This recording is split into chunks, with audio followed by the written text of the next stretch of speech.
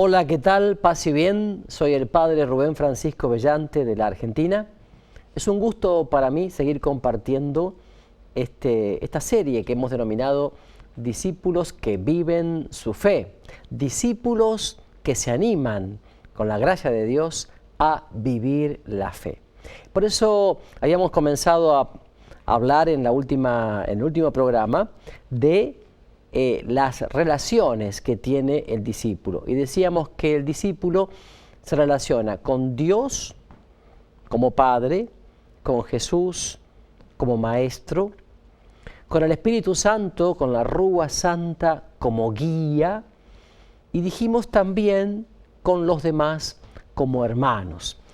Y habíamos contado esa imagen tan hermosa que se encontraba un sabio con sus discípulos, y entonces el sabio le preguntó a sus discípulos: díganme cuándo yo sé distinguir que se acaba la noche y comienza el día. Y un discípulo dijo: cuando mirando el horizonte puedo distinguir una palmera de una viña. Y dice el sabio: sí, pero no. Otro dijo: cuando mirando el horizonte sé distinguir un caballo de un camello. Y dijo el sabio: sí, pero no. Y así siguieron varios, hasta que finalmente los discípulos le dijeron: pero maestro, ¿cuándo entonces sé distinguir que se acaba la noche y comienza el día? Y como les expresé, el sabio les respondió: cuando mirando el rostro de una persona descubro en él a un prójimo, a un hermano. Y hago hincapié en esto porque a veces las mayores dificultades que tenemos son justamente con esos hermanos a quienes vemos a diario, prójimos próximos, en el hogar, en la casa, en la familia, en la comunidad parroquial, en la escuela, en el ministerio, en el trabajo, ¿verdad? Allí, con esos tenemos problemas, porque bien dirá San Juan, ¿no?, que si digo que amo a Dios a quien no veo y no amo a mi hermano a quien veo, soy un mentiroso. Entonces por eso es todo un tema. El discípulo se relaciona con los demás como hermanos. Y aquí vamos a ver un poco por qué. Porque el discípulo tiene tanta libertad interior, se siente tan amado por Dios, tan aceptado por Dios, tan mimado por Dios, que no sufre ningún complejo de inferioridad con respecto a los demás. No anda tampoco con ningún complejo de culpa. Entonces eso le da mayor libertad sobre sí mismo, sobre su propia imagen. Entonces eso le ayuda a tener menos conflictos con los demás. En la casa, en el trabajo, en la parroquia. Ni celos, ni envidias, ni complejos de culpa, ni complejos de inferioridad, ni sentirme mejor que los demás, ni sentirme peor que los demás o menos que los demás. Es decir, una auténtica libertad interior de ese gran dictador que es mi propia imagen, ¿no?, mi propio yo, mi ombligo, ¿no?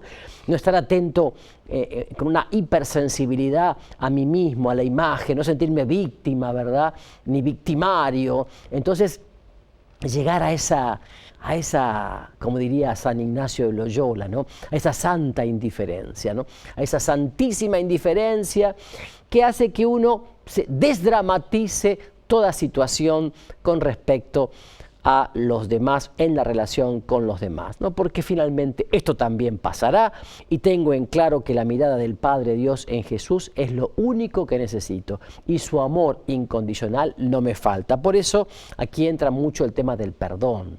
El perdón, porque perdonar al prójimo, perdonar al hermano y pedirle perdón por lo que pudimos haberle ofendido es el pan de cada día del discípulo de Jesús. O sea, no es un hecho extraordinario, es un hecho ordinario, cotidiano, en esa dinámica de perdonar y pedir perdón. En esa dinámica se mueve constantemente el discípulo, porque él sabe que es frágil, que es limitado, que es vulnerable, que es imperfecto.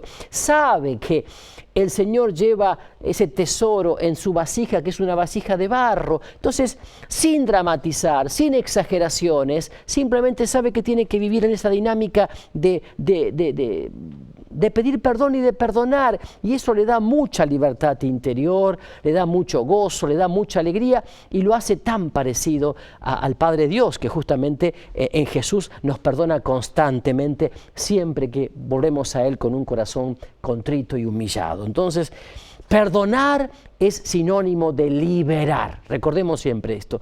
Cuando yo perdono a alguien, el primero que se libera es uno mismo, porque corto esa amarra, esa soga del resentimiento, del rencor, ¿no es cierto?, hacia otra persona, y yo me libero. Entonces la primera actitud es, me siento liberado porque he soltado esa carga, he soltado esa amarra que me tenía atado a ese sentimiento negativo que enferma, como es la falta de perdón, como es el odio, como es el resentimiento, como es el rencor. Entonces, perdonar es sinónimo de liberar. Me libero yo y libero al otro. Pero fundamentalmente me libero yo. Esto sin lugar a dudas. Cuando yo perdono, el primer beneficiado y bendecido soy yo mismo. Aparte, la mirada del Padre Dios sobre un hijo misericordioso, una hija misericordiosa, es una mirada mucho más grata, ¿no? Ciertamente. Y por eso también esto nos lleva a vivir la corrección fraterna. Qué importante que es vivir la corrección fraterna en casa, en la comunidad, en el ministerio, en la parroquia. Porque lo contrario a la corrección fraterna es la indiferencia menefreguista por la vida de mi hermano, de mi prójimo. En cambio, la corrección fraterna no está tanto en mirar los defectos ajenos, sino en ver cómo le puedo ayudar con mi intercesión, con mi testimonio, con mi ejemplo, con mi palabra y con mi corrección para que se parezca cada día más a Jesús, al Maestro, para que en Él se transparente cada día más el Maestro. En eso consiste la corrección fraterna. Por eso la corrección fraterna es un ejercicio que demuestra que es una comunidad crecida y que es un discípulo crecido y maduro. Y cuando no hay corrección fraterna verdadera, auténtica, allí no hay crecimiento, posiblemente tampoco haya vida auténtica de oración. Por eso la corrección fraterna consiste en primer lugar en nunca acercarme al hermano que supuestamente se equivocó por algo que hizo y que me molestó a mí, o sea, que hirió mi sensibilidad, que hirió mi hipersensibilidad. Entonces, más bien, si eso ocurrió, ponerme en oración. Varios días, varias semanas, ponerme en oración de intercesión por ese hermano. Ofrecer sacrificios, renuncias, ayunos, oración, horas santas, la misa, la Eucaristía, por ese hermano, hasta que realmente el Señor me dé mucha luz y ya con la oración vaya preparando el corazón de ese hermano, ¿no?, para acercarme a Él ya con una ternura, una calidez, una confianza, una alegría interior y decirle así en un tú a tú, fíjate que eso que pasó el otro día, yo estuve pensando que en realidad no te hace tan parecido a Jesús como yo te veo y tienes tantas cosas lindas, tienes tantas cosas hermosas que Dios te ha regalado y realmente Jesús me habla tanto en tu persona y en tu vida que por eso te quería decir esto realmente. Tal vez si trabajas en este aspecto, Jesús se transparente mucho más en tu vida. Entonces esa corrección hecha con libertad interior, hecha en un clima de confianza, eligiendo el momento, la manera y la oportunidad, logra que el otro la acepte. La acepte porque viene del amor de Dios. Y además porque fue preparada con mucha oración, con mucha intercesión, con mucha abnegación. No puede haber auténtica corrección si no hay oración de intercesión, me parece a mí, ¿no? Además, digo, eso lleva a amar más al hermano. A amarlo ya con el amor de Dios en mí. O mejor, que Dios lo ame a través mío. Que el amor de Dios me use como canal de gracia para tocar el corazón de mi hermano, de ese próximo, ¿no? A quien he corregido o con el cual tengo que compartir un proyecto, un trabajo, una tarea. Esto me parece magnífico. En esto reconocerán que son mis discípulos, dice Jesús, en el amor que se tengan unos a otros. Juan 13, 34. Y la nota distintiva del amor no está tanto en esa cosa emocionalística, sensiblera, muy típica a veces del sentir bonito, sino que la nota distintiva del auténtico amor es buscar siempre el bien del otro. Buscar siempre el bien, el crecimiento y la madurez del otro. No se trata de una confraternidad puramente horizontalista, se trata de ver al otro, de ver en el otro a Jesús. Entonces, esa es la nota distintiva del amor. La palabra amor en su etimología significa, ya lo saben, significa no muerte, o sea, vida. Por lo tanto, entonces, justamente la nota distintiva del amor es buscar vida y vida plena y vida en abundancia en el otro, en el prójimo. Esto es maravilloso y así tenemos que verlo y vivirlo, ¿no? Por eso dice, quien no ama a su hermano a quien ve, no puede amar a Dios a quien no ve. Primera de Juan 4:20, el apóstol San Juan es muy claro y muy contundente. Pero además, el discípulo se relaciona con las cosas con libertad. Recuerden un poco el Génesis, recuerden cómo el Señor permite que Adán le ponga nombre a cada cosa y lo hace Señor de todo lo creado. El hecho de que el hombre le ponga nombre a las cosas hace que el hombre sea Señor de la creación y las cosas estén a su disposición y que él sea administrador de eso que ha recibido. Cuando esto no ocurre así, las cosas cosifican al ser humano, le hacen perder su libertad. Por eso el discípulo se relaciona con las cosas con libertad. Esto es fundamental. En varios puntos concretos podríamos decirlo. Por ejemplo, con el tema de la riqueza, de ninguna manera son compatibles la riqueza con el reino de Dios. No puede vivirse la actitud del discipulado con un hambre, un amor a las riquezas. Ciertamente esto no sirve y no va. No es apta entonces, el discipulado no es apto con el tema de la riqueza. Y la pobreza, entendida como actitud de disponibilidad interior de todo lo que soy y todo lo que tengo para el servicio del reino, y el uso de las cosas tanto cuanto me sirven para crecer, madurar y el bien de los demás, habla de una auténtica pobreza y habla de una auténtica libertad en el uso de las cosas. Esto es fundamental. Si la pobreza material es relativa, de acuerdo a la misión de cada uno, ya sea que seas laico, casado, soltero, sacerdote o religioso o religiosa, si la pobreza material es relativa a la vocación y misión de cada uno, no así la pobreza interior o la pobreza de espíritu, que tiene que ser para todos iguales, porque esa es la condición del discípulo, es decir, aquel que sabe que su única riqueza es el Señor y en Él pone toda su confianza y a Él le entrega toda su vida, le entrega su alma, su corazón, y en todo caso los bienes que usa están en orden a esa experiencia de ser todo de Dios y de que Dios sea mi absoluto. Como diría San Francisco de Asís, mi Dios y mi todo. Entonces, esto lleva a vivir el uso y administración de los bienes materiales con criterios según el Evangelio. No con criterios puramente humanos, ni de Wall Street, ni como lo piensa el mundo, ni como dice la consejería de la compañía tal o la sociedad anónima, sino como lo presenta el Evangelio. Porque ustedes y yo habrán visto que ninguno se llevó en el féretro, ¿verdad?, tantas cosas que acumuló durante su vida y a la que le dedicó tiempo, energía, fuerza y la vida entera. Yo nunca vi que nadie se llevara en el féretro nada de lo que había acumulado. Y lo único que sé es que lo único que necesita un ser humano para vivir y morir, bueno, es 1 metro cuadrado de terreno para que sea sepultado. Otra cosa, no. Y el tema es que como se vive, se muere, y qué triste que es vivir aferrado a las cosas. Y qué hermoso que es morir con la libertad de entregar todo lo que soy a lo que siempre he entregado, es decir, al Padre Dios en Jesús, al reino. Esto es lo que da libertad interior, lo que da alegría y lo que da sentido a la vida. Cosa que el mundo no entiende justamente por eso.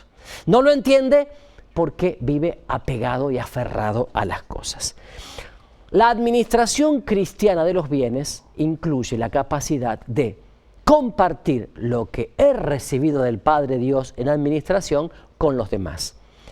Casas, carros, bienes materiales de todo tipo, comida, ropa. El discípulo sabe entonces que tiene que llevar una economía de comunión, que se llama de comunión. Una economía de comunión, es decir, una administración según el Evangelio de los bienes que ha recibido en administración. Sean muchísimos o sea una bicicleta. Esto es importante para captar lo que significa el discipulado. Entonces, la pobreza, según el Evangelio, no es quizás principalmente no tener nada, sino administrar todos los bienes con criterios según el Evangelio. Y el tema del desprendimiento, que es muy importante, que es la libertad que tengo ante las cosas, el desprendimiento, el discípulo llega a la renuncia explícita de los bienes materiales para poder servir mejor a Dios y a los hermanos. Allí hay, un llamado específico del Señor a desprenderse de todos los bienes o de gran parte de los bienes. Y así yo le podría dar testimonios muy lindos. Incluso, por ejemplo, gran parte de lo que ustedes están viendo, que es EWTN, tanto la radio como la televisión, ha sido fruto del desprendimiento de muchas personas, de muchas personas, de familias, de empresas, de compañías, también de una fundación holandesa, de un matrimonio llamada Minuto de Dios. Y así muchas horas de evangelización son fruto del desprendimiento de muchas personas. Yo recuerdo el gran proyecto de Radio María a nivel mundial también surge a través de un hombre, un empresario que va a Medjugorje, al Santuario de la Virgen, y al regresar a Milán, cerca de Milán donde vive, experimenta que tiene que poner una radio para que la voz de Jesús sea conocida desde el corazón de la Madre. Y él pone la mitad de sus bienes, tiene fábricas y empresas, etcétera, hablando con sus hijas, pone la mitad de sus bienes al servicio de este proyecto. Es un hombre ya que tiene muchos años de vida y sigue trabajando a diario, dedicando su tiempo, su talento y su esfuerzo al crecimiento de esta obra. Me parece maravilloso porque así ustedes y yo podríamos agregar un montón de ejemplos de personas a lo largo de la historia que han sido tocados por el Espíritu Santo para compartir sus bienes, abriendo hogares de ancianos, de huérfanos, escuelas, universidades, colegios, casas de retiro, casas para tóxicos dependientes, qué sé yo. Realmente la providencia de Dios se manifiesta a través de la generosidad de los discípulos, ¿no?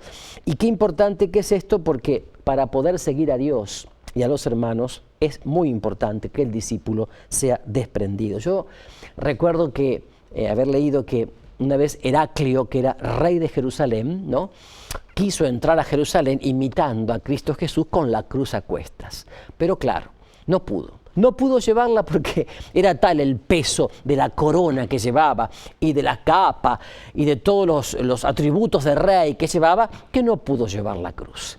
Hasta que no se despojó de la cruz, de la corona y de la capa, no pudo llevar la cruz. Un discípulo no puede seguir a Cristo Jesús, no puede llevar la cruz si sigue cargado con tantas cosas de este mundo, honores, cargas de todo tipo, empresas, bienes, o sea, cuando está apegado, ¿no? Esto es lo más importante. Y también vamos a ver ahora lo que serían las fuentes del discipulado. ¿Cómo y dónde se nutre un discípulo de Jesús? En primer lugar, yo diría que hay 3 afluentes de ese río: la información, la formación y la revelación. La información, todo maestro comunica ciertas verdades a sus discípulos, por ejemplo, verdades que el discípulo debe conocer, ¿no? La existencia, por ejemplo, cuando dice, yo existía antes de Abraham, es una verdad que es una información que el discípulo debe conocer. Pero la información, atención, es simplemente una herramienta que puede ser bien usada, y espero que sí, porque es ciencia. Ojalá sea don de ciencia.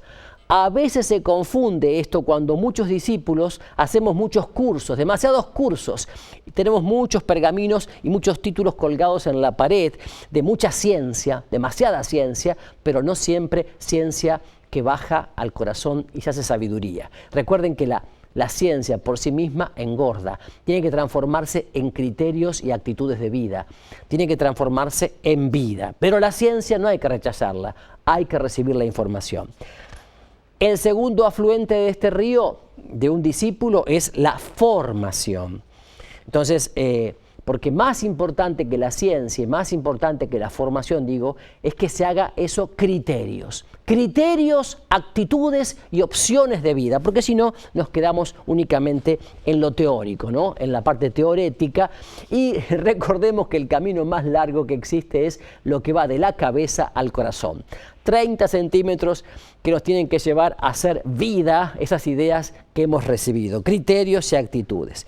Por ejemplo, la formación es cuando dice Jesús, el sábado se hizo para el hombre y no el hombre para el sábado. Es decir, allí se baja la teoría a lo concreto. O cuando dice, hay más alegría en dar que en recibir. Allí también se está bajando la teoría a lo concreto, a los criterios, actitudes y opciones de vida. Esto es fundamental. También el tercer afluente de este río es la revelación. Es necesario ser guiados no solamente por señales exteriores, sino desde dentro de nosotros mismos. Por lo tanto, es muy importante la revelación del Espíritu Santo a lo más íntimo del corazón de cada uno, lo que la Rúa Santa le va diciendo al discípulo cuando el discípulo realmente está en oración, cuando se pone en actitud de discípulo.